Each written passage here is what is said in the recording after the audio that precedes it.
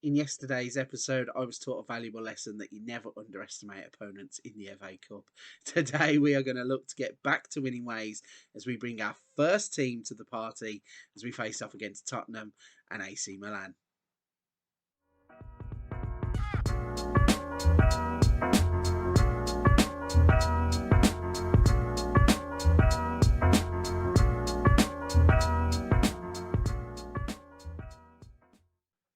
Hello, everybody. Welcome back to another episode of Leeds United, Pride of Yorkshire. So, yesterday's episode was a pretty much throwaway episode as I thought I could rotate my team and advance in the FA Cup. West Brom, though, had other ideas. So, today we're going to be bringing our first team back into the fold as we look to beat Tottenham in the Premier League and AC Milan in the Champions League. There is nothing to bring you in terms of updates. We have just literally rolled on from the West Brom game and are looking to get back into winning form by going straight into the Tottenham game in the Premier League. So let's have a look at the lineup for the first game of the episode, and that's going to be against Tottenham. Here we go then, the lineup that we are going to be putting out to get us back to winning ways, hopefully. It's 2 defeats on the bounce now, by the way. We are going to be having Meslier in goal, Junior Firpo, Max Woba, Ibrahima Konate and Singo as our back four. We'll have Bentancur and Phillips as the 2 holders. Daniel James, Marco Verratti and Rafinha are the attacking 3. De Ketelaere has pulled up with a groin strain, so he misses today's game. Benjamin Šeško, as always, will lead the line, looking to score the goals to fire us to 3 points. So let's see what happens when we face off against Tottenham. We need to get back to winning ways. Okay, I didn't expect that to happen. The first update that I'm going to bring you from the game is that absolutely nothing happened in the first half. We are in at 0-0. The half just flew by so quickly that I've literally gone from team lineup to half time and nothing has happened. So hopefully it can only get better in the second half. We have created 3 chances, had 2 shots on target, as have Tottenham, but surely it can only get better. Finally, a chance, 57 minutes, and we get a highlight. Rafinha with the cross, Konate with the header. Unfortunately for us, it's over the bar. The next update is that it's 68 minutes. Not a lot is happening still, and we are going to try and make some changes. We're going to bring Esposito on in place of Bentancur and swap him into the middle with Verratti.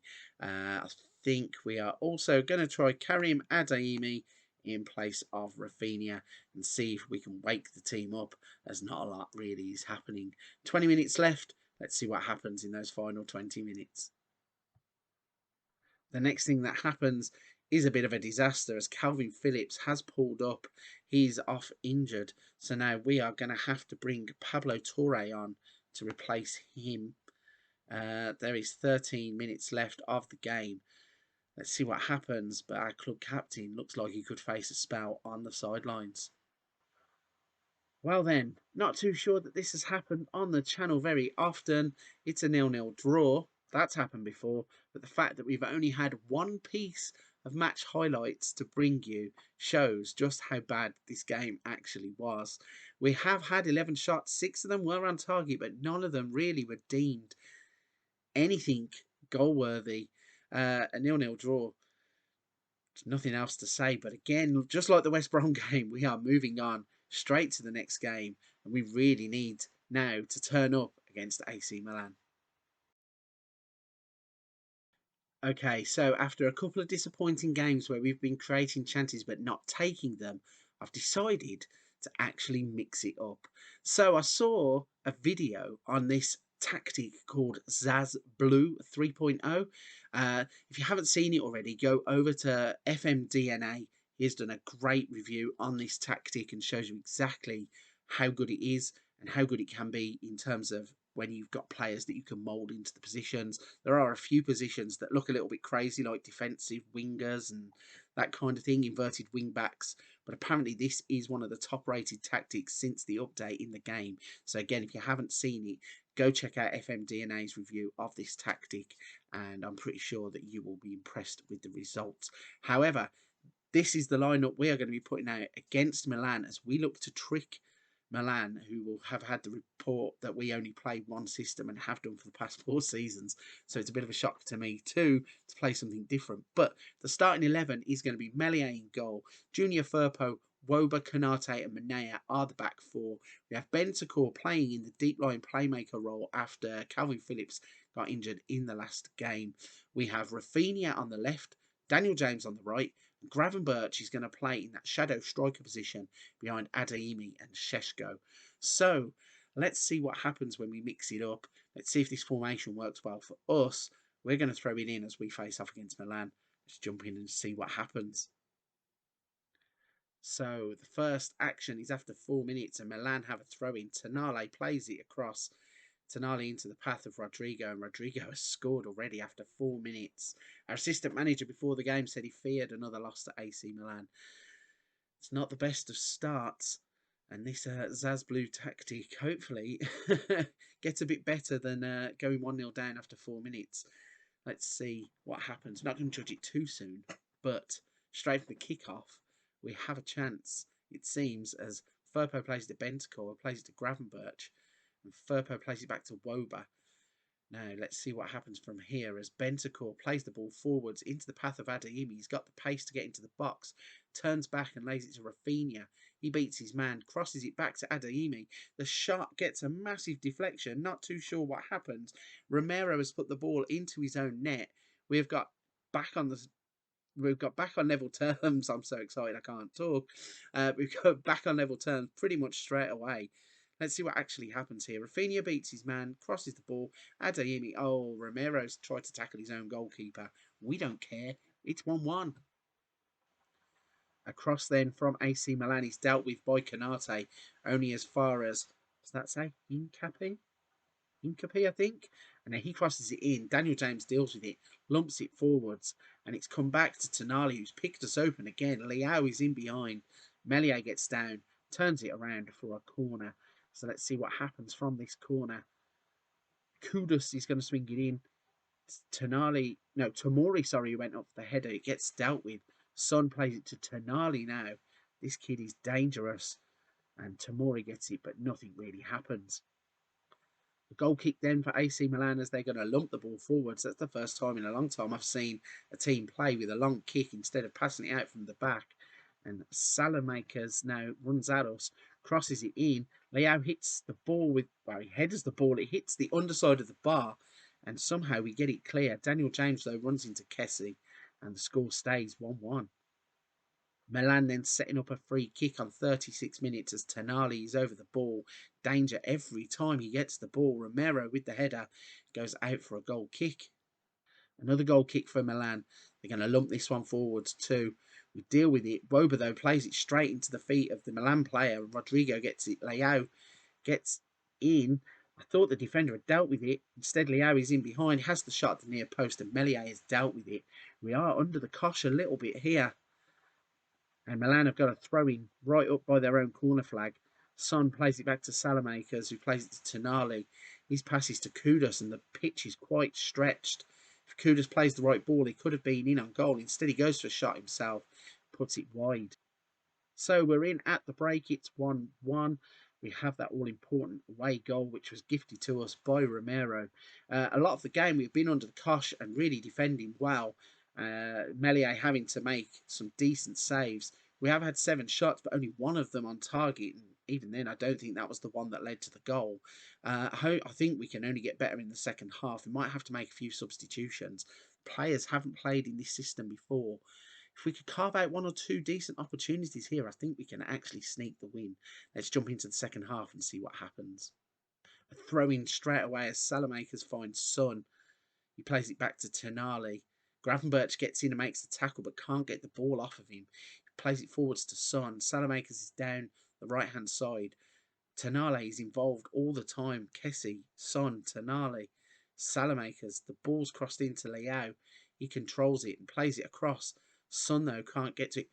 Oh my gosh, I thought Junior Firpo had scored an own goal there. Luckily for us, Meslier kicks it out. The net rippled, so I don't know what happened. But luckily for us, it stayed out. Milan, though, are on the attack and they are going to get a corner kick here. Let's see what happens when they swing the ball in. So it's going to be Tonali again. Danger man.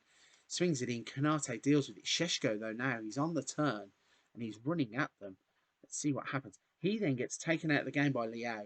And I think we are just going to get a free kick. So goal line technology has been called in. It is rubbish on this game. But that there shows the ball was on the line. Not sure what my players are playing at. It's still 1-1 though. 55 on the clock. We're going to look at making a few substitutions. We are going to bring on Marco Verratti in place of Bentancur. And we are going to bring on Adam Hlozek on in place of Karim Adeyemi. So 2 subs, 56 minutes. Let's see what happens for the rest of the second half. A free kick then for Milan as Tomori plays it short. Artur gets the ball and plays it to Tonali. Son tries to find Rodrigo, but it's cut out. And now Hlozek gets a touch of the ball, loses it quite cheaply as Kudus then. Oh my gosh, Wober's got himself sent off. What are you thinking? Absolute nutter. So we're going to sacrifice Gravenberch and we are going to bring on... We don't have a centre-back. We don't have a centre-back. So Christian Manea is going to have to come in and play as a centre-back on the right-hand side of the defence. And we are going to bring on Singo, who is not fully match fit at right-back. And just hope that somehow we can get to full-time with a 1-1 draw. Free kick, though, to Milan as Romero plays it to Kudus. Artur to Son. Plays it to Hincapi, I think that is. Kudus. Hincapi's in. Crosses it, and there is Son. There was just saying, hope we can get to full time without conceding. And no, straight after the I don't even think the substitutions were made, were they? Singo's on the pitch, so the substitutions were made. Milan go up the other end and score the goal to give them the lead in the game. Can't say it wasn't coming. They have absolutely peppered our goal with shots. Melier has been doing well, but finally we are broken. But again, we are going to have something happen straight from kickoff as Singo gets the ball to Sheshko. Singo plays the ball over the top. Daniel James has got himself in behind here.